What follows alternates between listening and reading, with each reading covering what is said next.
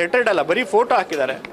ಹಾಕಿ ಕೆಳಗಡೆ ಶಾಸಕರು ವಿಧಾನ ಪರಿಷತ್ತು ನೈಋತ್ಯ ಪದವೀಧರ ಕ್ಷೇತ್ರ ಅಂತ ಹೇಳಿ ಕಳಿಸಿದ್ದಾರೆ. ಶುಭಾಶಯ ಪತ್ರದಲ್ಲಿ ಜೊತೆಗೆ ಒಂದು DTDC ಕೊರಿಯರ್ ಮುಖಾಂತರ ಒಂದು ಸ್ವೀಟ್ ಬಾಕ್ಸ್ ಹೋಗಿದೆ. ಆ ಸ್ವೀಟ್ ಬಾಕ್ಸು ಹೋಗಿದ್ದಂಥ ಒಂದು ಪಡೆದವರು ಎಲ್ಲ ಪ್ರತಿಷ್ಠಿತ ವ್ಯಕ್ತಿಗಳು.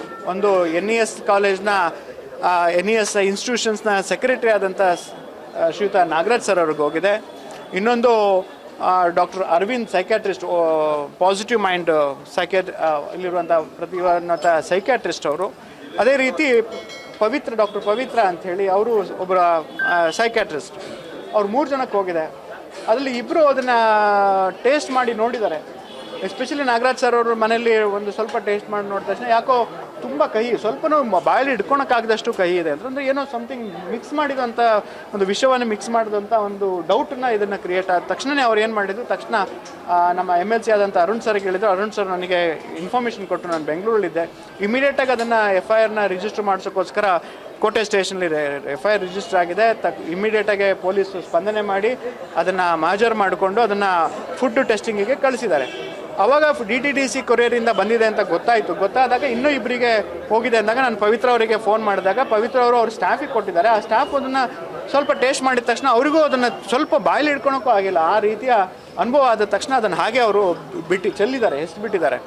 ಅದು ಅದೃಷ್ಟವಶಾತ್ ಅರವಿಂದ್ ಸರ್ ಅವರು ಅದನ್ನು ನೋಡಿ ಹಾಗೆ ಇಟ್ಕೊಂಡಿದ್ರು. ಅವರಿಗೆ ಇನ್ಫಾರ್ಮೇಷನ್ ಕಳಿಸಿದ್ದೇವೆ.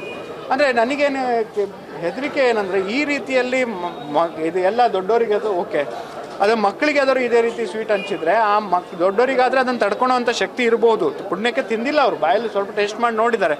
ಅದೇ ಮಕ್ಕಳಿಗೆ ಅಮಾಯಕ ಮಕ್ಕಳನ್ನ ತೊಗೊಂಡಿದ್ರೆ ಅವ್ರ ಜೀವಕ್ಕೆ ಏನಾದ್ರು ತೊಂದರೆ ಆದರೆ ಅಮಾಯಕ ಮಕ್ಕಳ ಪ್ರಾಣಗಳ ಜೀವದ ಜೊತೆಗೆ ಚೆಲ್ಲಾಟ ಆಡುವಂಥ ಒಂದು ವಿಕೃತ ಮನಸ್ಸು ಯಾರು ಅನ್ನೋದನ್ನು ಖಂಡಿತವಾಗ್ಲೂ ಪತ್ತೆ ಹಚ್ಚಬೇಕು. ಅದಕ್ಕೆ ಕೂಡಲೇ SP ಅವರಿಗೆ ಹೇಳಿದ್ದೇವೆ. ಹರೀಶ್ ಪಟೇಲ್ ತಂಡ ಮತ್ತು ಸಂತೋಷನ ಸಬ್ ಇನ್ಸ್ಪೆಕ್ಟ್ರು ಅದನ್ನು ಫಾಲೋ ಮಾಡ್ತಾ ಇದ್ದಾರೆ.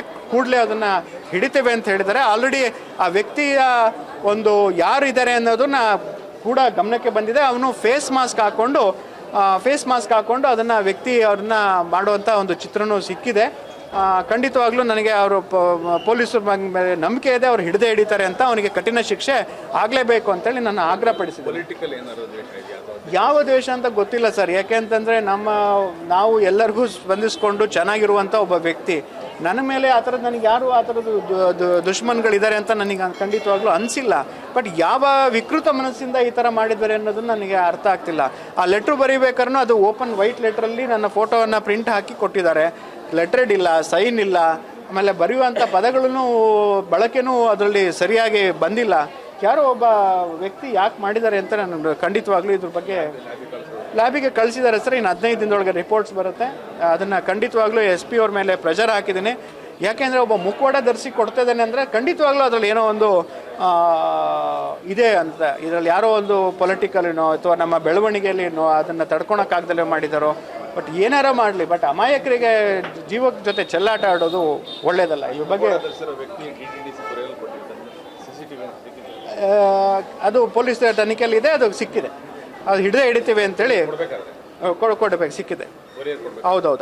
DTDC ಕೊರಿಯರ್ ಮುಖಾಂತರ ನಮಗೆ ಗೊತ್ತಾಗಿದ್ದು. ಇನ್ನೂ ಅವರೊಬ್ಬರಿಗೆ ಅಲ್ಲ, ಇನ್ನೂ ಇಬ್ಬರಿಗೂ ಹೋಗಿದೆ ಅಂತ, 3 ಜನಕ್ಕೆ ಹೋಗಿದೆ ಅಂತ. ಬಟ್ ಈ ರೀತಿಯಲ್ಲಿ ಒಂದು ವಿಶೇಷವಾಗಿ ಸಮಾಜ, ಒಂದು ಜನತೆ ಏನು ಗಮನಿಸಬೇಕು ಅಂದರೆ, ಯಾರಾದರೂ ಒಬ್ಬರ ಸರಿಯಾದ ಅಪರಿಚಿತ ವ್ಯಕ್ತಿಗಳ ಇದರೊಳಗಿಂದ ಯಾವುದಾದ್ರು ಒಂದು ಬಂದರೆ ಈ ಥರದ್ದನ್ನೆಲ್ಲ ತೊಗೋಬೇಕಾದ್ರೆ ಹುಷಾರಾಗಿರಬೇಕು ಅನ್ನೋ ಒಂದು ಮೆಸೇಜನ್ನು ಕೂಡ ಜನಕ್ಕೆ ತಲುಪಬೇಕಾಗಿದೆ. ಅದು ಫೈಂಡ್ ಔಟ್ ಮಾಡ್ತಾರೆ. ಖಂಡಿತವಾಗ್ಲೂ ಅವರು ಹಿಡಿತಾರೆ ಅಂತೇಳಿ ಸದ್ಯದಲ್ಲೇ ಕಂಡುಹಿಡಿತಾರೆ ಅನ್ನೋದು ನನ್ನ ಭರವಸೆ ನನಗಿದೆ.